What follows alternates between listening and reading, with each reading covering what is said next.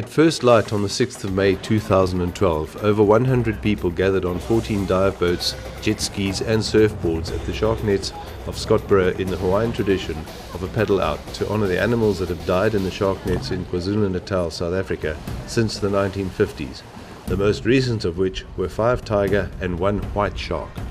I just want to say, as someone who is deeply and spiritually touched by sharks, I can't tell you how much it touches my soul to see so many people out here.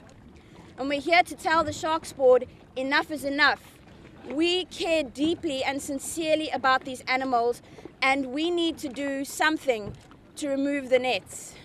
So this is a symbolic gesture on our part. It's a peaceful gesture. The KwaZulu-Natal Sharks Board is mandated to protect this and other beaches from shark attack, and they choose to use nets to create a barrier between sharks and bathers. However, these nets fall within the Alawul Shoal Marine Protected Area and catch not only sharks, but also whales and other large marine animals such as dolphins, turtles, rays and mantas. A couple of weeks ago, 5 tiger sharks died in these nets here. 2 days later, a great white shark died in the nets. This led to this call to action to get the dive operators who work with these animals and with these seas every single day to show their support and concern to the Umdoni municipality and the KwaZulu-Natal Sharks Board that we have to find another way and this has to stop. Florida, the most shark attacks since record keeping began. 577 attacks since record keeping began. No shark nets. The most litigious society on the planet. They'll sue you for a cold cup of coffee. They decided they can live with the animals, they can manage those interactions. In this MPA is a dichotomy. You've got nets at Scottburgh, you've got nets at the launch site of Park Rennie, and the Indian beach, the previously disadvantaged beach, does not have nets. It has lifeguards. So, what it tells me is if you don't need nets at a swimming beach, why do we have nets at all? We're so thrilled to see all these boats out here today, just having a moment for these animals because they're losing their lives for us, for no reason other than our fears. The Plea from a Shark by Tony Robinson. I live and swim the oceans wide.